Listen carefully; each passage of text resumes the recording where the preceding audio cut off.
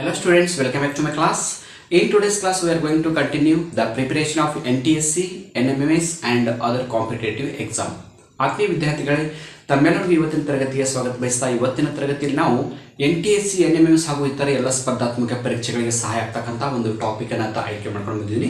So ಇವತ್ತಿನ topic ಯಾವುದಂದ್ರೆ ಭಾರತದ ಮತ್ತು ಪ್ರಪಂಚದ ಭೂಗೋಳ. ಅದನ್ನು ಇಂಗ್ಲಿಷ್ನಲ್ಲಿ ನಾವು ಇಂಡಿಯನ್ ಆ್ಯಂಡ್ ವರ್ಲ್ಡ್ ಜಿಯೋಗ್ರಫಿ ಅಂತ ಕರಿತೀವಿ.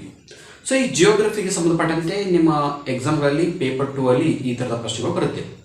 ಈಗಾಗಲೇ ಜಿಯೋಗ್ರಫಿಗೆ ಸಂಬಂಧಪಟ್ಟಂತೆ ಆಗಿರ್ಬೋದು ಅಥವಾ ಇತರೆ ಮ್ಯಾಟ್ ಮತ್ತು SAT ಪೇಪರ್ಗೆ ಸಂಬಂಧಪಟ್ಟಂತೆ ಸುಮಾರು 45 ವಿಡಿಯೋಗಳನ್ನ ಮಾಡಿದ್ದೀನಿ. ಆ ಎಲ್ಲ ವಿಡಿಯೋಗಳನ್ನ ನೋಡಬೇಕಂದ್ರೆ ಅದರ ಲಿಂಕನ್ನು ಈ ವಿಡಿಯೋ ಕೆಳಗಿರತಕ್ಕಂಥ ಡಿಸ್ಕ್ರಿಪ್ಷನ್ ಬಾಕ್ಸ್ ಮತ್ತು ಕಾಮೆಂಟ್ ಬಾಕ್ಸಲ್ಲಿ ಲಿಂಕನ್ನು ಕೊಟ್ಟಿದ್ದೀನಿ, ನೋಡ್ಬೋದು. ಯಾಕಂದರೆ ಕೆಲವೇ ದಿನಗಳಲ್ಲಿ ಈಗ ನಿಮ್ಮ NTSC ಮತ್ತು NMMS ಎಕ್ಸಾಮ್ ಸ್ಟಾರ್ಟ್ ಆಗ್ತಿವೆ. ಸೊ ಆ ಎಕ್ಸಾಮ್ಗಳ ಒಂದು ರಿಪಿಟೇಷನ್ ಆಗಬೇಕು. ನಿಮ್ಮ ಒಂದು ಓದಿದನ್ನು ಇಲ್ಲಿವರೆಗೆ ನೀವು ಓದಿದ್ದನ್ನು ಒಂದು ಪುನರ್ಮನನ ಆಗಬೇಕು, ರಿವಿಷನ್ ಆಗಬೇಕಂದ್ರೆ ಏನಾಗಬೇಕು, ನಾನು ಕೊಟ್ಟಂಥ ಎಲ್ಲ ಲಿಂಕ್ಗಳ ವಿಡಿಯೋಗಳನ್ನ ಮತ್ತೊಂದು ಬಾರಿ ನೋಡಿ, ಎಲ್ಲ ವಿಡಿಯೋಗಳನ್ನ ಇನ್ನೊಂದು ಬಾರಿ ನೋಡಿದ್ರೆ ಖಂಡಿತವಾಗ್ಲೂ ನಮ್ಮ ಎಲ್ಲ ಸಿಲೆಬಸ್ ರಿವಿಷನ್ ಆಗುತ್ತೆ. ಸೊ ಒಳ್ಳೆ ಅಂಕಗಳನ್ನು ಸ್ಕೋರ್ ಮಾಡ್ಬೋದು ಅಂತ ಹೇಳ್ತಾ ಇವತ್ತಿನ ಕ್ಲಾಸನ್ನು ಸ್ಟಾರ್ಟ್ ಮಾಡ್ತಾ ಇದ್ದೀನಿ. ಸೊ ಇವತ್ತಿನ ಜಿಯೋಗ್ರಫಿಯಲ್ಲಿ ನಾವು ವರ್ಲ್ಡ್ ಜಿಯೋಗ್ರಫಿಗೆ ಸಂಬಂಧಪಟ್ಟಂತೆ ಮತ್ತು ಇಂಡಿಯನ್ ಜಿಯೋಗ್ರಫಿಗೆ ಸಂಬಂಧಪಟ್ಟಂತೆ ಎರಡು ಕೂಡ ಪ್ರಶ್ನೆಗಳು ಮಿಕ್ಸ್ ಹಾಕಿರ್ತೀನಿ. ಯಾಕಂದರೆ ನಮ್ಮ ಎಕ್ಸಾಮ್ಗಳಲ್ಲಿ ಕೇವಲ ಇಂಡಿಯನ್ ಜಿಯೋಗ್ರಫಿ ಅಷ್ಟೇ ಕೇಳೋದಿಲ್ಲ, ಜೊತೆಗೆ ವರ್ಲ್ಡ್ ಜಿಯೋಗ್ರಫಿ ಕೂಡ ಇರುತ್ತೆ, ಕರ್ನಾಟಕ ಜಿಯೋಗ್ರಫಿ ಕೂಡ ಇರುತ್ತೆ. ಹೀಗಾಗಿ ಎಲ್ಲ ಪ್ರಶ್ನೆಗಳನ್ನ ಮಿಕ್ಸ್ ಮಾಡಿಕೊಂಡು ತಂದಿದ್ದೀನಿ. ಸ್ಪೆಷಲ್ ಆಗಿ ಇಲ್ಲಿವರೆಗೆ ಯಾವ ಸ್ಪರ್ಧಾತ್ಮಕ ಪರೀಕ್ಷೆಗಳಲ್ಲಿ ಈ ಸಂಬಂಧಪಟ್ಟಂತೆ ಪ್ರಶ್ನೆ ಕೇಳಿದ್ರು ಎಲ್ಲ ಹಳೆ ಕ್ವಶನ್ ಪೇಪರ್ಗಳ ಒಂದು ಕಲೆಕ್ಟ್ ಮಾಡಿ ನಾನು ಪ್ರಶ್ನೆಗಳನ್ನ ಬರ್ಕೊಂಡು ಬಂದಿದ್ದೀನಿ. ಸೊ ಈ ವಿಡಿಯೋನ ಕೊನೆವರೆಗೆ ನೋಡಿ ಹಾಗೂ ಇಲ್ಲಿ ಬರ್ತಕ್ಕಂಥ ಪ್ರತಿಯೊಂದು ಪ್ರಶ್ನೆಗಳು ಹಾಗೂ ಉತ್ತರಗಳನ್ನ ನೀಟಾಗಿ ಬರ್ಕೊಳ್ಳಿ. ಕೇವಲ NTSC, NMMS ಅಷ್ಟೇ ಅಲ್ಲದೆ ಮುಂದೆ ಬರ್ತಕ್ಕಂಥ ಪ್ರತಿಯೊಂದು ಕಾಂಪಿಟೇಟಿವ್ ಎಕ್ಸಾಮ್ ಕೂಡ ನಮಗೆ ಹೆಲ್ಪ್ ಆಗುತ್ತೆ. ನೋಡಿ, ಫಸ್ಟ್ ಕ್ವಶನ್ ಏನಿದೆ, ಸೂಚಿಪರ್ಣ ಅರಣ್ಯದ ಪಟ್ಟಿಗೆ ಏನೆಂದು ಕರೆಯುತ್ತಾರೆ? ಸೂಚಿಪರ್ಣ ಅರಣ್ಯಗಳ ಪಟ್ಟಿಗೆ ಏನಂತ ಕರೀತಾರೆ ಅಂತ ಟೈಗಾ ಅಂತ ಕರಿತೀವಿ. ಟೈಗಾ ಕಾಡುಗಳು ಅಂತ ನೀವೆಲ್ಲ ಸಮಾಜ ವಿಜ್ಞಾನದ ಪದ್ಯದಲ್ಲಿ ನೋಡಿರ್ತೀರ, ಹೌದಾ? ಟೈಗಾ. ಸೆಕೆಂಡ್ ಕ್ವಶನ್, ಕಾರ್ನ್ ಎಂದು ಪ್ರಸಿದ್ಧ ಪಡೆದ ಆಹಾರ ಧಾನ್ಯ ಯಾವುದು? ಕಾರ್ನ್ ನೀವೆಲ್ಲ ಕೇಳ್ತೀರ, ಕಾರ್ನ್ ಅನ್ನೋದು, ಹೌದಾ? ಕಾರ್ನ್ ಅಂತಕ್ಕಂಥ ಒಂದು ಪ್ರಖ್ಯಾತಿಯನ್ನು ಪಡೆದಂಥ ಆಹಾರ ಧಾನ್ಯ ಯಾವುದು ಅಥವಾ ಬೆಳೆ ಯಾವುದು ಅಂತ ಪ್ರಶ್ನೆ ಇದೆ. ಸೊ ಮೆಕ್ಕೆಜೋಳ.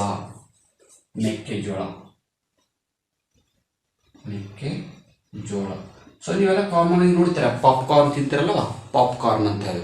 ಆ ಕಾರ್ನ್ ಅನ್ನೋದು ಯಾವುದರಿಂದ ತಯಾರಾಗುತ್ತೆ? ಅದು ಮೆಕ್ಕೆಜೋಳದಿಂದ ತಯಾರಾಗುತ್ತೆ. ಅನ್ಕೊಂಡ ಹಾವು ಕಂಡು ಬರಬಹುದು ಯಾವ ಅರಣ್ಯಗಳಲ್ಲಿ? ಅನ್ಕೊಂಡ ಹಾವು ಬಗ್ಗೆ ನೀವು ನೋಡಿಲ್ಲ, ದೊಡ್ಡ ಪ್ರಮಾಣದ ಹಾವು ಇರುತ್ತೆ. ಅದು ಒಬ್ಬ ಮನುಷ್ಯನಿಗೆ ಎತ್ತೋದಿಲ್ಲ, ಅಷ್ಟು ದೊಡ್ಡ ಹಾವು ಇರುತ್ತೆ. ಆ ಪ್ರಕಾರದ ಹಾವುಗಳನ್ನು ನಾವು ಅನ್ಕೊಂಡ ಹಾವುಗಳು ಅಂತ ಕರಿತೀವಿ. ಸೊ ಈ ಅನ್ಕೊಂಡ ಹಾವುಗಳು ಯಾವ ಅರಣ್ಯಗಳಲ್ಲಿ ಜಾಸ್ತಿ ಕಂಡು ಬರುತ್ತವೆ ಅಂತ?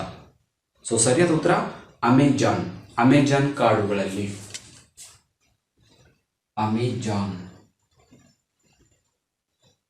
ಅಮೆಜಾನ್ ಕಾಡುಗಳಲ್ಲಿ ಈ ಪ್ರಕಾರದ ಒಂದು ಅಮೆಜಾನ್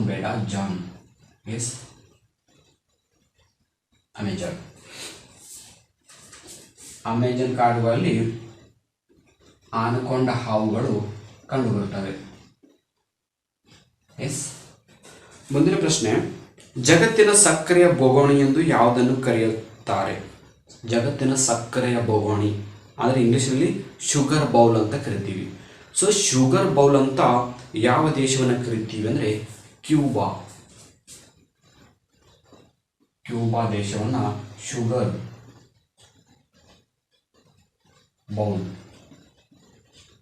ಬೌಲ್ ಅಂತ ಕರಿತೀವಿ. Sugar bowl, not bowl. Sugar bowl ಅಂದರೆ ಸಕ್ಕರೆಯ ಬೋಗೋಣಿ ಅಂತ ಕರಿತೀವಿ. ನೆಕ್ಸ್ಟ್, ಪ್ರೈರಿಸ್ಗಳ ನಾಡು ಎಂದು ಕರೆಯುವ ಖಂಡ ಯಾವುದು? ಪ್ರೈರಿಸ್ ಕಾಡುಗಳ ಖಂಡ ಅಂತ ಯಾವ ಖಂಡವನ್ನು ಕರೀತಾರೆ? ಉತ್ತರ ಅಮೆರಿಕಾ ಖಂಡ. ನೆಕ್ಸ್ಟ್, ದಕ್ಷಿಣ ಅಮೆರಿಕವನ್ನು ಕಂಡು ಹಿಡಿದವರು ಯಾರು? ದಕ್ಷಿಣ ಅಮೆರಿಕ. ಸೊ ಈ ದಕ್ಷಿಣ ಅಮೆರಿಕವನ್ನು ಕಂಡು ಹಿಡಿದವರು ಯಾರಂದ್ರೆ ಕೊಲಂಬಸ್, ಕ್ರಿಸ್ಟೋಫರ್ ಕೊಲಂಬಸ್ ಅಂತ ಕೂಡ ಹೇಳ್ತೀವಿ. ನಮ್ಮ SSLCಯಲ್ಲಿ ಒಂದು ಪಾಠ ಇದೆ, ನೋಡಿರ್ಬೋದು ನೀವೆಲ್ಲ, ದ ಡಿಸ್ಕವರಿ ಅಂತ ಇಂಗ್ಲೀಷ್ನಲ್ಲಿ ಒಂದು ಪಾಠ ಇದೆ. ಸೊ ದ ಡಿಸ್ಕವರಿ ಅಂತಕ್ಕಂಥ ಪಾಠ ಅದು ಕೊಲಂಬಸ್ಗೆ ಸಂಬಂಧಪಟ್ಟದ್ದು. ಸೊ ಕೊಲಂಬಸ್ ಏನು ಕಂಡುಹಿಡಿದಂದ್ರೆ ದಕ್ಷಿಣ ಅಮೆರಿಕವನ್ನು ಕಂಡುಹಿಡಿದನು. ಅಮೆರಿಕದ ಮೂಲ ನಿವಾಸಿಗಳನ್ನ ಏನಂತ ಕರೀತಾರೆ? ಅಮೆರಿಕದ ಮೂಲ ನಿವಾಸಿಗಳನ್ನ ರೆಡ್ ಇಂಡಿಯನ್ಸ್ ಅಂತ ಕರೀತಾರೆ. ಕೆಂಪು ಅಮೇರಿಕನರು ಅಂತ ಕನ್ನಡ ಹೇಳ್ತೀವಿ, ಇಂಗ್ಲಿಷ್ನಲ್ಲಿ ರೆಡ್ ಅಮೇರಿಕನ್ಸ್ ಅಂತ ಹೇಳ್ತೀವಿ. ದಕ್ಷಿಣ ಅಮೇರಿಕದ ಅತಿ ದೊಡ್ಡ ರಾಷ್ಟ್ರ ಯಾವುದು? ಈ ದಕ್ಷಿಣ ಅಮೇರಿಕದ ದೊಡ್ಡ ರಾಷ್ಟ್ರ ಯಾವುದು ಅಂತ. ಸೊ ದಕ್ಷಿಣ ಅಮೇರಿಕದಲ್ಲಿ ದೊಡ್ಡ ರಾಷ್ಟ್ರ ಅಂದ್ರೆ ಬ್ರೆಜಿಲ್. ಬ್ರೆಜಿಲ್ ಅನ್ನ ಒಂದು ದೊಡ್ಡ ರಾಷ್ಟ್ರ ಅಂತ ಕರಿತೀವಿ. ಪ್ರಪಂಚದ ಅತಿ ಉದ್ದವಾದ ನದಿ ಯಾವುದು? ಪ್ರಪಂಚದ ಅತಿ ಉದ್ದವಾದ ನದಿ ಯಾವುದಂದ್ರೆ ನೈಲ್ ನದಿ. ನೈಲ್ ನದಿ ಪ್ರಪಂಚದ ಅತಿ ಉದ್ದವಾದ ನದಿ, ನೈಲ್. ಓಕೆನಾ. ನೆಕ್ಸ್ಟ್, ಪ್ರಪಂಚದ ಅತಿ ದೊಡ್ಡ ನದಿ ಯಾವುದು? ನೋಡಿ, ಪ್ರಪಂಚದಾಗ ಅತಿ ಉದ್ದವಾದ ನದಿ ಕೇಳಿದ್ರೆ ನೈಲ್ ನದಿ ಅಂತ ಬರೀಬೇಕು. ಪ್ರಪಂಚದ ಅತಿ ದೊಡ್ಡದಾದ ನದಿ ಯಾವುದು ಅಂತ ಕೇಳಿದಾಗ ಅಮೆಜಾನ್ ಅಂತ ಹೇಳಬೇಕು. ಅಮೆಜಾನ್ ಈಗಾಗಲೇ ನಾವು ಬರ್ತಿದ್ದೀವಿ ನೋಡಿ, ಇಲ್ಲಿದೆ ಅಮೆಜಾನ್. ಹೌದಾ. ಉದ್ದವಾದ ನದಿ ಅಂದಾಗ ನೈಲ್ ನದಿ, ದೊಡ್ಡದಾದ ನದಿ ಅಂದಾಗ ಅಮೆಜಾನ್ ಅಂತ ಹೇಳಬೇಕು. ನೆಕ್ಸ್ಟ್, ಒಂದು ಭೂಪ್ರದೇಶದ ಜಲರಾಶಿ ಕಾದು ಮೋಡವಾಗಿ ಅಂದೇ ಮಳೆ ಸುರಿಯುವುದು ಎಂಥ ಮಳೆ ಅಂತ. ಅಂದರೆ ಒಂದು ಪ್ರದೇಶದಲ್ಲಿರ್ತಕ್ಕಂಥ ನೀರನ್ನು ಆವಿಯಾಗಿ ಅವತ್ತೇ ಮಳೆ ಬರ್ತಲ್ಲ, ಅದಕ್ಕೆ ನಾವು ಏನಂತ ಕರಿತೀವಿ ಅಂತ. ಪ್ರಶ್ನೆ ಇನ್ನೊಂದು ಬಾರಿ ಓದ್ತು ನೋಡಿ, ಪ್ರಶ್ನೆ ತುಂಬ ಇಂಪಾರ್ಟೆಂಟ್ ಆಗಿದೆ. ಒಂದು ಭೂಪ್ರದೇಶದ ಜಲರಾಶಿ ಕಾದು ಮೋಡವಾಗಿ ಅಂದೇ ಮಳೆ ಸುರಿಯುವುದು ಎಂಥ ಮಳೆಯಾಗಿದೆ? ಪರಿಸರಣ ಮಳೆ ಅಂತ ಹೇಳ್ತೀವಿ. ಈ ಪ್ರಕಾರದ ಮಳೆಯನ್ನ ಪರಿಸರಣ ಮಳೆ. ಸೊ ಪರಿಸರಣ ಮಳೆ ಅಂದ್ರೆ ಏನಾಗುತ್ತೆ? ಆ ಭೂಮಿ ಮೇಲಿರ್ತಕ್ಕಂಥ ನೀರು ಬಿಸಿಲಿನಿಂದ ಆವಿಯಾಗಿ ಮತ್ತೆ ಆವತ್ತಿನ ದಿವಸ ಅದು ಮಳೆ ಬಿಡುತ್ತೆ. ಇಲ್ಲಿದ್ದಂಥ ನೀರು ಆವಿಯಾಗಿ ಮತ್ತೆ ಆವತ್ತಿನ ದಿನನೇ ಮಳೆ ಬರ್ತಕ್ಕಂಥ ಒಂದು ಪ್ರಕಾರದ ಮಳೆಯನ್ನು ನಾವು ಪರಿಸರಣದ ಮಳೆ ಅಂತ ಹೇಳ್ತೀವಿ. ನೆಕ್ಸ್ಟ್, ಕಳೆದ 200 ವರ್ಷಗಳಿಂದ ಮಳೆಯನ್ನೇ ಕಾಣದ ಮರುಭೂಮಿ ಯಾವುದು? 200 ವರ್ಷದಿಂದ ಮಳೆನೇ ಬಂದಿಲ್ಲ ನೋಡಿ. 1 ಇಯರ್ ಅಲ್ಲ, 2 ಇಯರ್ ಅಲ್ಲ, 200 ಇಯರ್ಸ್. 200 ವರ್ಷಗಳಿಂದ ಮಳೆ ಬರದ ಮರುಭೂಮಿ ಯಾವುದು ಅಂತ. ಅಟಕಾಮ. ಈ ಅಟಕಾಮ ಅನ್ನೋದು ಏನಿದು ಮರುಭೂಮಿ ಇದೆ. ಸೊ ಈ ಮರುಭೂಮಿಯಲ್ಲಿ 200 ವರ್ಷಗಳಿಂದ ಇನ್ನೂ ಮಳೆನೇ ಬಿದ್ದಿಲ್ಲ. ಮುಂದಿನ ಪ್ರಶ್ನೆ, ಟೊಳ್ಳು ಭೂಮಿ ಎಂದು ಕರೆಯುವ ಖಂಡ ಯಾವುದು? ಟೊಳ್ಳು ಭೂಮಿ ಅಂತ ಯಾವ ಖಂಡವನ್ನು ಕರಿತೀವಿ ಅಂದರೆ ದಕ್ಷಿಣ ಅಮೇರಿಕ. ದಕ್ಷಿಣ ಅಮೇರಿಕ ಎಲ್ಲಿ ಬರ್ತೀವಿ ನೋಡಿ, ಈ ದಕ್ಷಿಣ ಅಮೇರಿಕವನ್ನು ನಾವು ಏನು ಕರಿತೀವಿ? ಟೊಳ್ಳು ಭೂಮಿ ಅಂತ ಕರಿತೀವಿ. ಟೊಳ್ಳು ಭೂಮಿ. ನೆಕ್ಸ್ಟ್ ಕ್ವಶನ್, ವಿಶ್ವದ ಕಾಫಿ ಬಂದರು ಎಂದು ಪ್ರಸಿದ್ಧವಾದ ಬಂದರು ಯಾವುದು? ವಿಶ್ವದ ಕಾಫಿ ಬಂದರು. ಕಾಫಿ ನಾವು ಟೀ ಕುಡಿತೀವಲ್ಲ, ಟೀ ಕಾಫಿ. ಆ ಕಾಫಿ ಬಂದರು ಎಂದು ಪ್ರಸಿದ್ಧವಾದ ಬಂದರು ಯಾವುದಂದ್ರೆ ರಿಯೋ ಡಿ ಜನೈರೋ. ರಿಯೋ ಡಿ ಜನೈರೋ ಇದನ್ನ ಕಾಫಿ ಬಂದರು ಅಂತ ಕರಿತೀವಿ. ಖಂಡಗಳಲ್ಲಿ ಅತಿ ದೊಡ್ಡ ಖಂಡ ಯಾವುದು? ಹೌದಾ. ಖಂಡಗಳಲ್ಲಿ ಅತಿ ದೊಡ್ಡ ಖಂಡ ದೊಡ್ಡದು ಯಾವುದಂದ್ರೆ ಏಷ್ಯಾ ಖಂಡ ತುಂಬಾನೇ ದೊಡ್ಡದಿದೆ. ಖಂಡಗಳಲ್ಲಿ ಅತಿ ಚಿಕ್ಕ ಖಂಡ ಯಾವುದು? ನೋಡಿ, ದೊಡ್ಡ ಖಂಡ ನಮ್ಗೆ ಗೊತ್ತಿತ್ತು ಯಾವುದು? ಏಷ್ಯಾ ಖಂಡ. ಅತಿ ಚಿಕ್ಕ ಖಂಡ ಯಾವುದಂದ್ರೆ ಆಸ್ಟ್ರೇಲಿಯಾ ಖಂಡ. ಆಸ್ಟ್ರೇಲಿಯಾ ತುಂಬಾ ಚಿಕ್ಕದಾಗಿದೆ. ನೀಲಿ ಗ್ರಹ ಎಂದು ಯಾವುದನ್ನು ಕರೆಯುತ್ತಾರೆ? ನೀಲಿ ಗ್ರಹ, ಬ್ಲೂ ಪ್ಲಾನೆಟ್ ಅಂತ. ಸೊ ಭೂಮಿಯನ್ನು ಕರಿತೀವಿ, ನೆನಪಿಟ್ಕೊಳ್ಳಿ, ತುಂಬ ಇಂಪಾರ್ಟೆಂಟ್ ಆಗಿದೆ. ಬ್ಲೂ ಪ್ಲಾನೆಟ್, ನೀಲಿ ಗ್ರಹ ಅಂತ ಹೇಳ್ತೀವಿ. ಯಾವಾಗ? ಭೂಮಿಯನ್ನ, ಅರ್ತ್. ಎಸ್.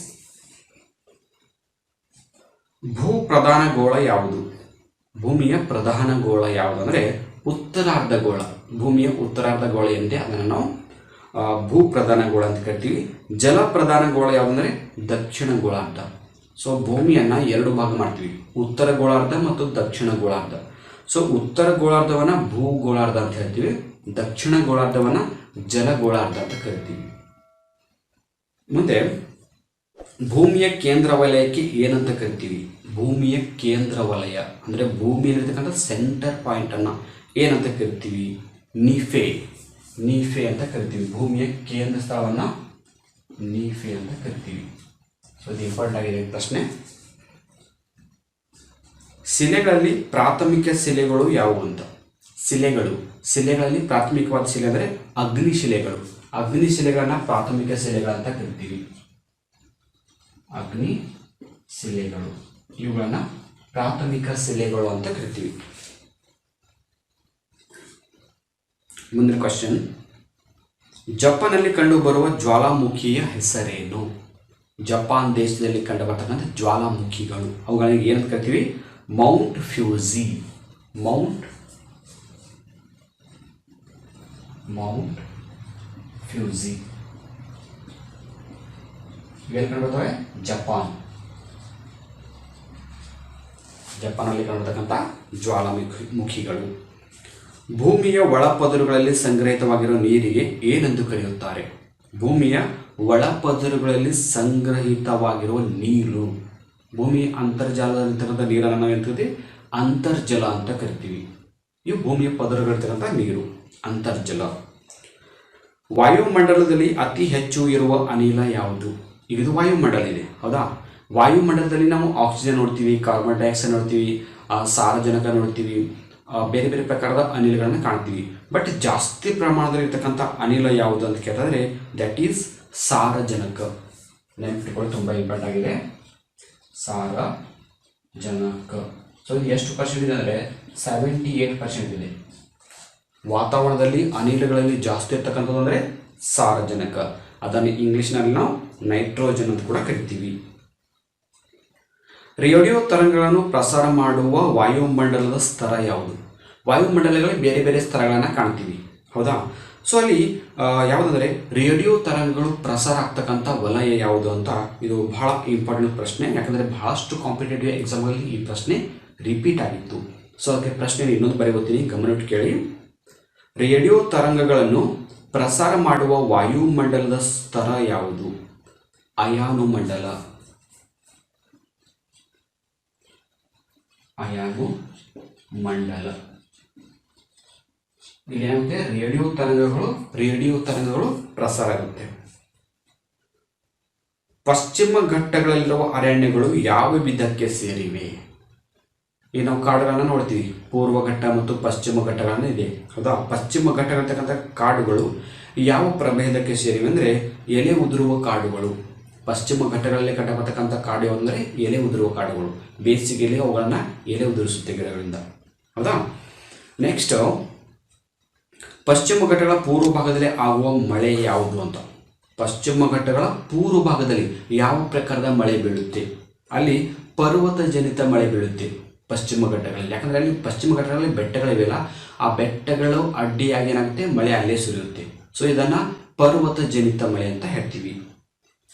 ನೆಕ್ಸ್ಟ್, ಪೂರ್ವ ಘಟ್ಟಗಳು ಮತ್ತು ಪಶ್ಚಿಮ ಘಟ್ಟಗಳು ಸಂಧಿಸುವ ಸ್ಥಳ ಯಾವುದು? Yes, this question is very important one. ಪೂರ್ವ ಘಟ್ಟ ಮತ್ತು ಪಶ್ಚಿಮ ಘಟ್ಟ ಎರಡು ಕರೀತಕ್ಕಂಥ ಸ್ಥಳವನ್ನು ಏನಂತ ಕರಿತೀವಿ ಅಂದರೆ ನೀಲಗಿರಿ ಬೆಟ್ಟಗಳು ಅಂತ ಕರಿತೀವಿ. ನೀಲಗಿರಿ ಬೆಟ್ಟಗಳು ಅಂತ ಕರಿತೀವಿ, ಅಥವಾ ಉದಕ ಮಂಡಲ ಅಂತ ಕೂಡ ಕರಿತೀವಿ. ಉದಕ ಮಂಡಲ ಅಂದರೆ ಊಟಿ, ರೈಟ್? 2014 ಹುಲಿಗಳ ಸಂಖ್ಯಾ ಗಣತಿ ಪ್ರಕಾರ ಹುಲಿಗಳು ಅತ್ಯಂತ ಹೆಚ್ಚಾಗಿರುವ ರಾಜ್ಯ ಯಾವುದು?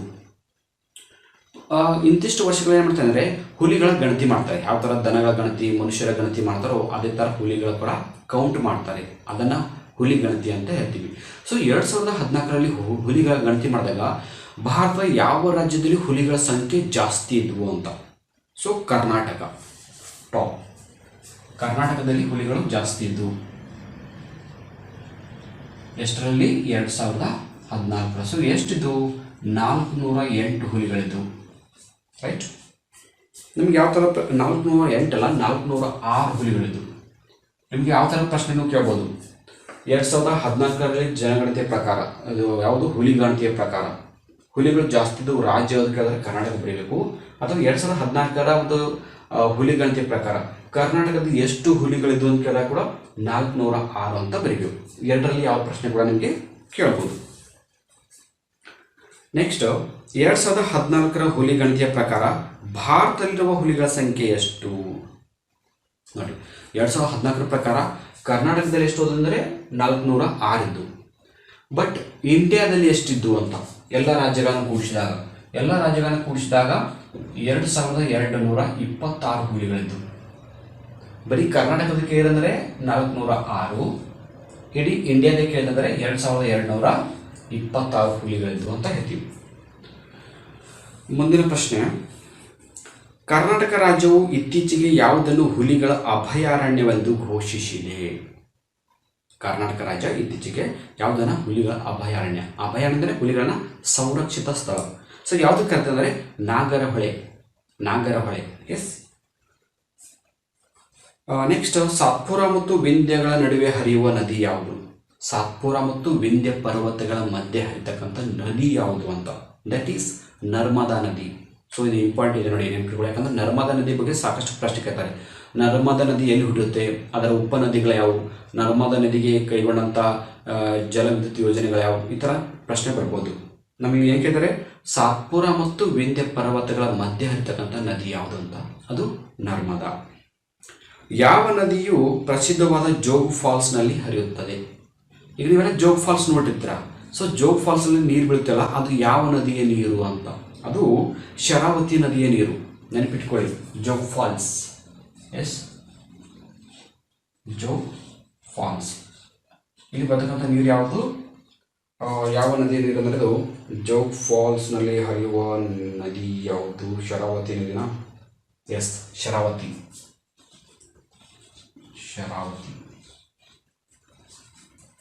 ನೆಕ್ಸ್ಟ್ ಕ್ವಶನ್, ಕಾಂಗ್ರಾ ಕಣಿವೆ ಎಲ್ಲಿದೆ? ಕಾಂಗ್ರಾ ಕಣಿವೆ ಎಲ್ಲಿದೆ ಅಂದರೆ ಅದು ಹಿಮಾಚಲ ಪ್ರದೇಶದಲ್ಲಿ ಇದೆ. ಕನ್ಹಾ ರಾಷ್ಟ್ರೀಯ ಉದ್ಯಾನವನ ಇರುವುದು ಯಾವ ರಾಜ್ಯದಲ್ಲಿ? Kanha, important one.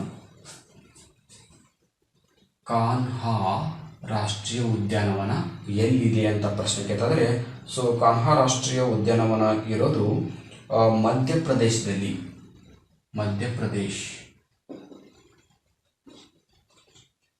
ಇದು ಕಾಂಪಿಟೇಟಿವ್ ಎಕ್ಸಾಮಲ್ಲಿ ಬಹಳಷ್ಟು ಬಾರಿ ರಿಪೀಟ್ ಆಗಿತ್ತು. ಸೊ ಕಾನ್ಹಾ ಅಂತ ಬಂದಾಗ ನಮ್ಗೆ ಮಧ್ಯಪ್ರದೇಶ ಬಂದರೆ ಸರಿಯಾಗಿ ಬರೀಬೋದು. ಭಾರತದಲ್ಲಿ ಅತ್ಯಂತ ವಿಶಾಲವಾದ ಹುಲಿ ಅಭಯಾರಣ್ಯವನ್ನು ಹೊಂದಿರುವ ರಾಜ್ಯ ಯಾವುದು? ಭಾರತದಲ್ಲಿ ಅತಿ ವಿಶಾಲವಾದ ಅಂದರೆ ದೊಡ್ಡದಾದ ಹುಲಿ ಅಭಯಾರಣ್ಯ ಯಾವ ರಾಜ್ಯದಲ್ಲಿದೆ ಅಂತ? ದಟ್ ಈಸ್ ಪಶ್ಚಿಮ ಬಂಗಾಳ. ಎಸ್, ಪಶ್ಚಿಮ ಬಂಗಾಳದಲ್ಲಿದೆ. ನೆಕ್ಸ್ಟ್ ಕ್ವಶನ್ ನೋಡೋಣ. ಈಗ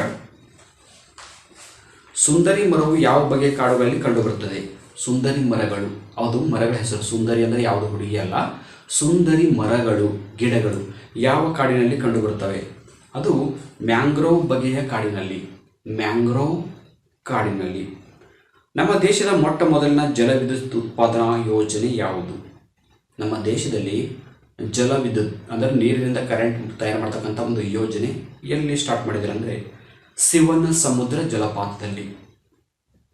ಯಾವುದು? ಶಿವನ ಸಮುದ್ರ ಜಲಪಾತ. ಕರ್ನಾಟಕದಲ್ಲಿ ಅತಿ ಹೆಚ್ಚು ವಿದ್ಯುತ್ ಉತ್ಪಾದನೆ ಮಾಡುವ ಯೋಜನೆ ಯಾವುದು? ಅದು ನಮ್ಮ ಭಾರತ ಆಯಿತು. ಈ ಕರ್ನಾಟಕದಲ್ಲಿ ಅತಿ ಹೆಚ್ಚಿನ ಒಂದು ವಿದ್ಯುತ್ತನ್ನು ತಯಾರು ಮಾಡ್ತಕ್ಕಂಥ ಯೋಜನೆ ಯಾವುದಂದರೆ ರಾಯಚೂರು ಶಾಖೋತ್ಪನ್ನ ಕೇಂದ್ರ. ಅದು ಜಲವಿದ್ಯುತ್ ಯೋಜನೆ ಅಲ್ಲ, ಅದು ಕಲ್ಲಿದ್ದಲಿನ ಮೂಲಕ ಕರೆಂಟನ್ನು ತಯಾರು ಮಾಡ್ತಾರೆ.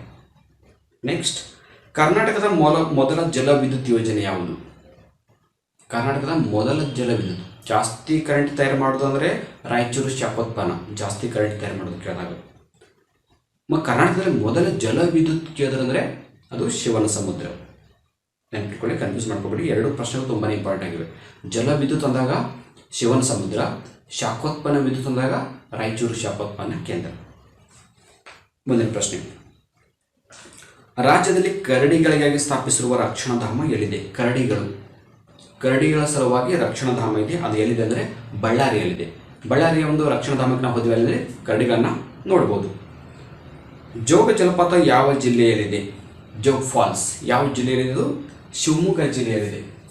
Jog falls, this one Shivamogga ಡಿಸ್ಟಿಕಲ್ಲಿದೆ. ಓಕೆನಾ? ರಂಗನತಿಟ್ಟು ಎಂಬುದು ಯಾವುದಕ್ಕೆ ಸಂಬಂಧಿಸಿದೆ? ರಂಗನತಿಟ್ಟು ಎಂಬುದು ಯಾವುದಕ್ಕೆ ಸಂಬಂಧಿಸಿದೆ ಅಂತ. ಸೊ ನೀವು ಕಾಮನ್ ಆಗಿ ಕೇಳ್ತೀರ, ರಂಗನತಿಟ್ಟು ಅಂದರೆ ಅಲ್ಲಿ ಪಕ್ಷಿಗಳ ಒಂದು ಅಭಯಾರಣ್ಯನ ಕಾಣ್ತೀವಿ. ಸೊ ಅದನ್ನು ಏನು ಬರೀಬೇಕು? ಪಕ್ಷಿಧಾಮ ಅಂತ ಹೇಳ್ತೀವಿ. ರಂಗನತಿಟ್ಟು ಅನ್ನೋದು ಒಂದು ಪಕ್ಷಿಧಾಮ. ಭಾರತದ ಒಟ್ಟು ಭೌಗೋಳಿಕ ವಿಸ್ತೀರ್ಣದಲ್ಲಿ ಕರ್ನಾಟಕದ ಪಾಲು ಎಷ್ಟಿದೆ? ಭಾರತ ಭೌಗೋಳಿಕ ವಿಸ್ತೀರ್ಣ ಅಂದರೆ ಭಾರತ ಇಡೀ ಭೂಮಿಯನ್ನು ನೋಡಿದಾಗ ಕರ್ನಾಟಕದ ಭೂಮಿ ಎಷ್ಟಿದೆ ಅಂತ. ಸೊ 5.85 ಶೇಕಡ 5.85 ಇದು ಕರ್ನಾಟಕದ ಭಾಗ. ನೆಕ್ಸ್ಟ್, ಹತ್ತಿ ಬೆಳೆಯಲು ಸೂಕ್ತವಾದ ಮಣ್ಣು ಯಾವುದು? ಹತ್ತಿ ಬೆಳಿಬೇಕಂದ್ರೆ ಯಾವ ಮಣ್ಣಿನಲ್ಲಿ ಚೆನ್ನಾಗಿ ಬೆಳೆಯುತ್ತೆ ಅಂದರೆ ಕಪ್ಪು ಮಣ್ಣಿನಲ್ಲಿ. ಎಸ್. ಹೊಗೆನಕಲ್ ವಿವಾದವು ಯಾವ ರಾಜ್ಯಗಳ ನಡುವೆ ನಡೆಯುತ್ತಿದೆ? ಹೊಗೇನಕಲ್ ಯೋಜನೆ ಒಂದು ಸಮಸ್ಯೆ, ಒಂದು ವಿವಾದ ಯಾವ ಎರಡು ರಾಜ್ಯಗಳ ಮಧ್ಯೆ ನಡೀತಾ ಇದೆ ಅಂತ ಕೇಳಿದ್ರೆ ಕರ್ನಾಟಕ ಮತ್ತು ತಮಿಳುನಾಡು. ಎಸ್. ಮಹದಾಯಿ ನದಿ ವಿವಾದ ನ್ಯಾಯಮಂಡಳಿಯು ಯಾವ ರಾಜ್ಯಗಳಿಗೆ ಸಂಬಂಧಿಸಿದೆ? ಮಹದಾಯಿ ನದಿ ವಿವಾದ ನ್ಯಾಯಮಂಡಳಿ ಯಾವ ಎರಡು ರಾಜ್ಯಗಳಿಗೆ ಸಂಬಂಧಿಸಿ ಅಂದರೆ ಯಾವ ರಾಜ್ಯಗಳು? ಮಹಾರಾಷ್ಟ್ರ, ಗೋವಾ ಮತ್ತು ಕರ್ನಾಟಕ. ಸೊ ಇಂಪಾರ್ಟೆಂಟ್ ಪ್ರಶ್ನೆ ಇದೆ, ಇನ್ನೊಂದು ಬರೆಯುತ್ತೆ ನೋಡಿ. ಮಹದಾಯಿ ನದಿ ವಿವಾದ ನ್ಯಾಯಮಂಡಳಿಯು ಯಾವ ರಾಜ್ಯಗಳಿಗೆ ಸಂಬಂಧಿಸಿದೆ? ಮಹಾರಾಷ್ಟ್ರ, ಗೋವಾ ಮತ್ತು ಕರ್ನಾಟಕ. ನೆಕ್ಸ್ಟ್, ಕರ್ನಾಟಕದಲ್ಲಿ ಈಶಾನ್ಯಕ್ಕೆ ಹರಿಯುವ ನದಿ ಯಾವುದು? ಕರ್ನಾಟಕದಲ್ಲಿ ಈಶಾನ್ಯ ದಿಕ್ಕಿನ ಕಡೆಗೆ ಹರಿತಕ್ಕಂಥ ನದಿ ಯಾವುದಂದ್ರೆ ತುಂಗಭದ್ರಾ ನದಿ. ನೆಕ್ಸ್ಟ್, ಹಟ್ಟಿ ಚಿನ್ನದ ಗಣಿ ಯಾವ ಜಿಲ್ಲೆಯಲ್ಲಿದೆ? ಹಟ್ಟಿ ಗೋಲ್ಡ್ ಮೈನ್ಸ್ ಅಂತ ಹೇಳ್ತೀವಿ. ಹಟ್ಟಿ ಚಿನ್ನದ ಗಣಿ, ಅಲ್ಲಿ ಗೋಲ್ಡನ್ನು ಉತ್ಪಾದನೆ ಮಾಡ್ತಾರೆ. ಸೊ ಅದು ರಾಯಚೂರು ಡಿಸ್ಟಿಕಲ್ಲಿದೆ. ನೆನಪಿಟ್ಕೊಳ್ಳಿ, ರಾಯಚೂರಲ್ಲಿ 2-3 important place. ಒಂದು ರಾಯಚೂರು ಶಾಖೋತ್ಪನ್ನ ಕೇಂದ್ರ, ಇನ್ನೊಂದು ಹಟ್ಟಿ ಚಿನ್ನದ ಗಣಿ ಇರೋದು ಕೂಡ ರಾಯಚೂರಲ್ಲಿ. ನೆಕ್ಸ್ಟ್, ದಿನ ಹಾಗೂ ರಾತ್ರಿಗಳ ಅವಧಿ ಋತುಮಾನದಿಂದ ಋತುಮಾನಕ್ಕೆ ಬದಲಾಗಲು ಕಾರಣವೇನು? ಎಸ್, ತುಂಬ ಇಂಪಾರ್ಟೆಂಟ್ ಕ್ವಶನ್ ಇದೆ ನೋಡಿ, ಇನ್ನೊಂದು ಬರೆಯುತ್ತೀನಿ. ದಿನ ಹಾಗೂ ರಾತ್ರಿಗಳ ಅವಧಿ ಋತುಮಾನದಿಂದ ಋತುಮಾನಕ್ಕೆ ಬದಲಾಗಲು ಕಾರಣವೇನು? ನೀವು ಕಾಮನ್ ಆಗಿ ನೋಡಿರ್ತೀರ, ಕೆಲವೊಂದು ಋತುಮಾನಗಳಲ್ಲಿ ಹಗಲು ಜಾಸ್ತಿ ಇರುತ್ತೆ, ರಾತ್ರಿ ಕಡಿಮೆ ಇರುತ್ತೆ. ಕೆಲವೊಂದು ಋತುಮಾನಗಳಲ್ಲಿ ರಾತ್ರಿ ಕಡಿಮೆ ಇರುತ್ತೆ, ಹಗಲು ಜಾಸ್ತಿ ಇರುತ್ತೆ. ಫಾರ್ ಎಕ್ಸಾಂಪಲ್, ಬೇಸಿಗೆಯಲ್ಲಿ ನೋಡಿ ಹಗಲು ಜಾಸ್ತಿ ಇರುತ್ತೆ, ದೊಡ್ಡದಿರುತ್ತೆ, ರಾತ್ರಿ ಚಿಕ್ಕದಿರುತ್ತೆ. ಅದೇ ಚಳಿಗಾಲದಲ್ಲಿ ನೋಡಿ, ಚಳಿಗಾಲದಲ್ಲಿ ರಾತ್ರಿ ದೊಡ್ಡದಿರುತ್ತೆ ಬಟ್ ಹಗಲು ಕಡಿಮೆ ಇರುತ್ತೆ. ಸೊ ಈ ಥರ ಚಳಿಗಾಲ, ಮಳೆಗಾಲ, ಬೇಸಿಗೆ ಕಾಲದಲ್ಲಿ ಇಲ್ಲಿ ಏನಾಗ್ತದೆ, ರಾತ್ರಿ ಮತ್ತು ಹಗಲುಗಳ ಮಧ್ಯೆ ವ್ಯತ್ಯಾಸ ಇರುತ್ತೆ. ಸೊ ಆ ವ್ಯತ್ಯಾಸಕ್ಕೆ ಕಾರಣ ಏನು ಅಂತ? ಕಾರಣ ಅಂದರೆ ಭೂಮಿಯು ತನ್ನ ಅಕ್ಷದ ಮೇಲೆ ವಾಲಿರುವುದು. ಭೂಮಿ ನೇರವಾಗಿ ತಿರುಗ್ತಾ ಇಲ್ಲ, ತನ್ನ ಅಕ್ಷದ ಮೇಲೆ ಸ್ವಲ್ಪ ಓರೆಯಾಗಿ ತಿರುಗ್ತಾ ಇದೆ ಭೂಮಿ. ಇದಕ್ಕಾಗಿ ಏನಾಗುತ್ತೆ, ಋತುಮಾನಗಳಲ್ಲಿ ಹಗಲು ಮತ್ತು ರಾತ್ರಿ ವ್ಯತ್ಯಾಸ ಆಗುತ್ತೆ. ನೆಕ್ಸ್ಟ್, ಭೂಮಿಯ ಮೇಲೆ ಬಹುಪಾಲು ಶುದ್ಧ ನೀರು ಹಿಮ ಮತ್ತು ನಿರ್ಗಲಿನಲ್ಲಿ ನದಿಯ ರೂಪದಲ್ಲಿದೆ. ಉಳಿದಂಥ ಶುದ್ಧ ನೀರಿನ ಹೆಚ್ಚಿನ ಪ್ರಮಾಣ ಎಲ್ಲಿದೆ ಅಂತ.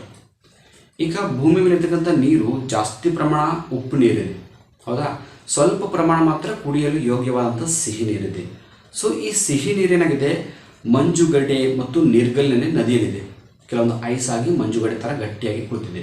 ಇನ್ನು ಉಳಿದಂಥ ನೀರು, ಶುದ್ಧವಾದ ನೀರು ಎಲ್ಲಿದೆ ಅಂತ ಕೇಳ್ತಾ ಇದ್ದಾರೆ, ಅಂತರ್ಜಲದಲ್ಲಿದೆ, ಭೂಮಿಯ ಅಂತರ್ಜಲದಲ್ಲಿ. ನೆಕ್ಸ್ಟ್, ಭಾರತದಲ್ಲಿರುವ ಬಹುದೊಡ್ಡ ನದಿ ಮುಖಜ ಭೂಮಿ ಯಾವುದು?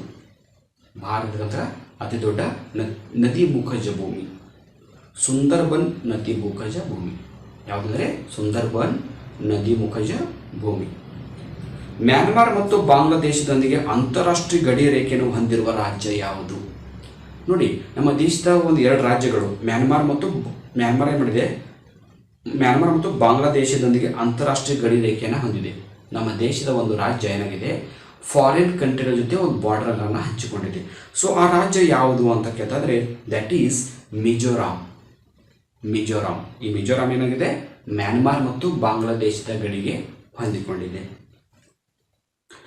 ನೆಕ್ಸ್ಟ್, ಯಾವ ನದಿಯು ಪ್ರಸಿದ್ಧವಾದ ಜೋಗ್ ಫಾಲ್ಸ್ನಲ್ಲಿ ಹರಿಯುತ್ತಿದೆ ಅಂತ ಈಗಾಗಲೇ ಪ್ರಶ್ನೆ ನಾನು ಡಿಸ್ಕಸ್ ಮಾಡಿದೆ, ದಟ್ ಈಸ್ ಶರಾವತಿ. ಹೂಗ್ಲಿ ನದಿಯ ದಂಡೆ ಮೇಲೆ ಇರುವ ಪಟ್ಟಣ ಯಾವುದು? ಹೂಗ್ಲಿ ಅಂದಾಗ ನಮ್ಗೆ ಗೊತ್ತಾಗುತ್ತೆ ಕೋಲ್ಕತ್ತಾ, ಹೌದಾ? ಹೂಗ್ಲಿ ನದಿಯ ದಂಡೆ ಮೇಲೆ ಇರ್ತಕ್ಕಂಥ ದೊಡ್ಡ ಪಟ್ಟಣ ಯಾವುದು? That is Kolkata. Next question, Godavari ನದಿಯ ಉಗಮ ಸ್ಥಾನ ಯಾವುದು? ಗೋದಾವರಿ ನದಿ ಎಲ್ಲಿ ಹುಟ್ಟುತ್ತೆ ಅಂತ?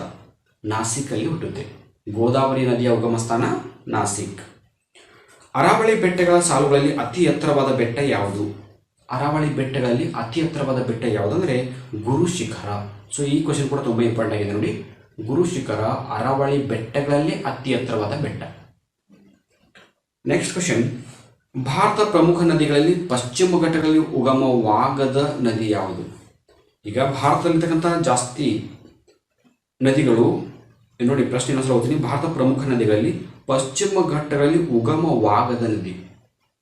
ಈಗ ನಮ್ಮ ಭಾರತ ಇರ್ತಕ್ಕಂಥ ಜಾಸ್ತಿ ನದಿಗಳೆಲ್ಲ ಪಶ್ಚಿಮ ಘಟ್ಟಗಳಲ್ಲಿ ಹುಟ್ಕೊಳ್ತೆ, ಬಟ್ ಒಂದು ನದಿ ಮಾತ್ರ ಹುಟ್ಕೊಳ್ಳೋದಿಲ್ಲ. ಅದು ಯಾವುದು ಅಂತ? ಮಹಾನದಿ. ಯಾವುದು? ಮಹಾನದಿ. ನೆಕ್ಸ್ಟ್, ಹುಲಿ ಸಂರಕ್ಷಣಾ ಕಾರ್ಯಕ್ರಮದಿಂದ ಹೊರತುಪಡಿಸಲಾದ ಕರ್ನಾಟಕದ ವನ್ಯಜೀವಿ ಧಾಮ ಯಾವುದು ಅಂತ. ಹುಲಿ ಸಂರಕ್ಷಣಾ ಕಾರ್ಯಕ್ರಮದಿಂದ ಹೊರಗಿಟ್ಟಂಥ ಯೋಜನೆ ಯಾವುದು ಅಂದರೆ ಭದ್ರಾ ವನ್ಯಜೀವಿ ಧಾಮ. ಸರಿನಾ? ಕರ್ನಾಟಕದ ದಕ್ಷಿಣ ಬಯಲು ಭೂಮಿ ಪ್ರದೇಶದ ಮಣ್ಣಿನ ಬಗೆ. ಕರ್ನಾಟಕದ ದಕ್ಷಿಣ ಪ್ರಸ್ಥಭೂಮಿಯಲ್ಲಿ ಯಾವ ಪ್ರಕಾರದ ಮಣ್ಣು ಕಂಡುಬರುತ್ತದೆ? ಎಸ್, ಕೆಂಪು ಮಣ್ಣು. ನೆಕ್ಸ್ಟ್, ಕರ್ನಾಟಕದ ಅರಣ್ಯ ವ್ಯಾಪ್ತಿಗೆ ಅತಿ ಹೆಚ್ಚು ಕೊಡುಗೆ ನೀಡಿರುವ ಜಿಲ್ಲೆ ಯಾವುದು? ಈಗ ಕರ್ನಾಟಕದಲ್ಲಿ ಎಷ್ಟು ಅರಣ್ಯ ಇದೆ, ಆ ಅರಣ್ಯಗಳ ಜಾಸ್ತಿ ಪಾಲು ಯಾವ ಒಂದು ಜಿಲ್ಲೆಗೆ ಸೇರಿದೆ ಅಂದರೆ ಉತ್ತರ ಕನ್ನಡ ಜಿಲ್ಲೆ. ಉತ್ತರ ಕನ್ನಡ ಜಿಲ್ಲೆಯಲ್ಲಿ ಫಾರೆಸ್ಟ್ ಜಾಸ್ತಿ ಪ್ರಮಾಣದಲ್ಲಿ ಇದೆ ಅಂತ ನಮ್ಗೆ ಗೊತ್ತಾಗುತ್ತೆ. ಕರ್ನಾಟಕ ರಾಜ್ಯದ ಅತಿ ಎತ್ತರವಾದ ಬೆಟ್ಟ ಯಾವುದು? ಕರ್ನಾಟಕ ರಾಜ್ಯದಲ್ಲಿ ಅತಿ ಎತ್ತರವಾದ ಬೆಟ್ಟ, ಇಡೀ ವರ್ಲ್ಡ್ ಅನ್ನು ನೋಡಿದಾಗ ನಾವು ಮೌಂಟ್ ಎವರೆಸ್ಟ್ ಅತಿ ಎತ್ತರವಾಗಿದೆ ಅಂತ ಹೇಳ್ತೀವಿ. ಬಟ್ ಇಲ್ಲಿ ನಮಗೆ ಕೇಳ್ತಾ ಇದ್ದಾರೆ ಕರ್ನಾಟಕದ್ದು. ಸೊ ಕರ್ನಾಟಕದಲ್ಲಿ ಅತಿ ಎತ್ತರವಾದ ಬೆಟ್ಟ ಅಂದರೆ ಮುಳ್ಳಯ್ಯನಗಿರಿ. ಯಾವುದು? ಮುಳ್ಳಯ್ಯನಗಿರಿ. ನೆಕ್ಸ್ಟ್, ಕರ್ನಾಟಕದಲ್ಲಿ ಧಾರವಾಡದ ಗುಂಪಿನ ಶಿಲೆಗಳು ಯಾವ ಮಾದರಿಗೆ ಸೇರಿವೆ? ಕರ್ನಾಟಕದ ಧಾರವಾಡದಲ್ಲಿ ಯಾವ ಗುಂಪಿನ ಶಿಲೆಗಳು ಕಂಡುಬರುತ್ತೆ ಅಂದರೆ ರೂಪಾಂತರ ಶಿಲೆಗಳು. ರೂಪಾಂತರ ಶಿಲೆಗಳು ಧಾರವಾಡದಲ್ಲಿ ಕಂಡುಬರುತ್ತವೆ. ನೆಕ್ಸ್ಟ್, ಮುಂದಿನ ಪ್ರಶ್ನೆ. ಓಕೆ, ಯಾವ ಪ್ರಶ್ನೆ ನೋಡಿ. ಈಗ ಗ್ಯಾಲಾಪಗೋಸ್ ದ್ವೀಪಗಳು ಯಾವುದಕ್ಕೆ ಸೇರಿವೆ? ಗ್ಯಾಲಾಪಗೋಸ್ ಇದು ಈಕ್ವೆಡಾರ್ಗೆ ಸೇರಿವೆ ಅಂತ ನಾವು ಹೇಳ್ತೀವಿ, ಹೌದಾ? ಸೊ ಮಣ್ಣಿನ ಸವಕಳಿ ಇರುವ ಪ್ರಕಾರಗಳು. ಮಣ್ಣಿನ ಸವಕಳಿ ಅಂದರೆ ನೀರು ಜಾಸ್ತಿ ಹರಿದು ಮಣ್ಣು ಸವಿತೆ, ಅದಕ್ಕೆ ಸವಕಳಿ ಅಂತ ಕರಿತೀವಿ. ಸೊ ಮಣ್ಣಿನ ಸವಕಳಿಯಲ್ಲಿ ಎಷ್ಟು ಪ್ರಕಾರ ಇವೆ ಮತ್ತು ಯಾವುವು ಅಂತ. ಸೊ ನೋಡಿ, ಮಣ್ಣಿನ ಒಂದು ಸವಕಳಿಯಲ್ಲಿ ಇರ್ತಕ್ಕಂಥ ಪ್ರಕಾರಗಳು ಪ್ರಮುಖವಾಗಿ 3 ಪ್ರಕಾರ ಕಾಣ್ತೀವಿ. ಒಂದು ಫಿಟ್ ಸವಕಳಿ, ಎರಡನೇದು ರೀಲ್ ಸವಕಳಿ, ಮೂರನೇದು ಗಲ್ಲಿ ಸವಕಳಿ ಅಂತ 3 ಪ್ರಕಾರವನ್ನು ಕಾಣ್ತೀವಿ. ನೆಕ್ಸ್ಟ್, ಮಾಗೋಡು ಜಲಪಾತವನ್ನು ಉಂಟು ಮಾಡುವ ನದಿ ಯಾವುದು? ಮಾಗೋಡು ಜಲಪಾತವನ್ನು ಉಂಟು ಮಾಡ್ತಕ್ಕಂಥ ನದಿ ಯಾವುದು ಅಂದರೆ ಬೆಡ್ತಿ ನದಿ. ಯಾವುದು? ಬೆಡ್ತಿ. ಸರಿನಾ? ಸೊ ನೆಕ್ಸ್ಟ್, ಪ್ರಪಂಚದ ಪ್ರಾಕೃತಿಕ ಅದ್ಭುತ ಎಂದು ಕರೆಯುವ ಮಹಾಕಂದರ ಯಾವುದು? ಪ್ರಪಂಚದ ಮಹಾ ಅದ್ಭುತ ಅಂತ ಕರೀತಕ್ಕಂಥ ಮಹಾಕಂದರ ಯಾವುದಂದರೆ ಕೊಲರಾಡೋ ಕಂದರ. ಕೊಲರಾಡೋ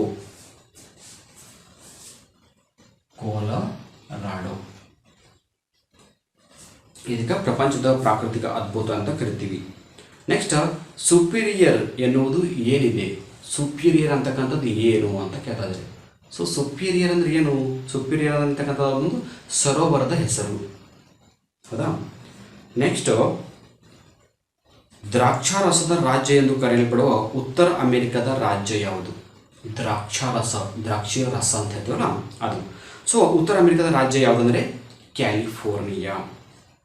ಉಕ್ಕಿನ ನಗರ ಎಂದು ಕರೆಯುವ ನಗರ ಯಾವುದು? ಉಕ್ಕಿನ ನಗರ, ಸ್ಟೀಲ್ ಸಿಟಿ. ಸ್ಟೀಲ್ ಸಿಟಿ ಅಂತ ಯಾವುದು ಕರಿತೀವಿ? ಪೀಟ್ಸ್ಬರ್ಗ್.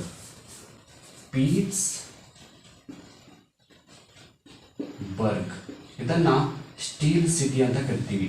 ಯಾಕಂದರೆ ಉಕ್ಕಿನ ಒಂದು ಚಟುವಟಿಕೆಗಳಲ್ಲಿ ಅಲ್ಲಿ ಜಾಸ್ತಿಯನ್ನು ಕಂಡುಬರ್ತಕ್ಕಂಥದ್ದು ನಾವು ಕಾಮನ್ ಆಗಿ ಕಾಣ್ತೀವಿ. ಕಾಫಿ ಬೆಳೆಯುವ ಮೂಲ ದೇಶ ಯಾವುದು? ಟೀ ಕಾಫಿ ಅಂತಿರ್ತೀವಲ್ಲ, ಕಾಫಿ ಬೆಳೆಯುವ ಮೂಲ ದೇಶ ಅಂದರೆ ಇಥಿಯೋಪಿಯಾ. ಇಥಿಯೋಪಿಯಾದಲ್ಲಿ ಕಾಫಿ ಬೆಳೀತಾರೆ. ಇಥಿಯೋಪಿಯಾ ಇಲ್ಲಿ ಕಾಫಿ ಬೆಳೆಯೋದನ್ನು ನಾವು ಕಾಣ್ತೀವಿ. ನೆಕ್ಸ್ಟ್, ಏಂಜಲ್ ಜಲಪಾತವನ್ನು ಉಂಟು ಮಾಡುವ ನದಿ ಯಾವುದು? ಏಂಜಲ್ ಜಲಪಾತ. ಸೊ ಏಂಜಲ್ ಜಲಪಾತವನ್ನು ಉಂಟು ಮಾಡ್ತಕ್ಕಂಥ ನದಿ ಗೌಜಾ.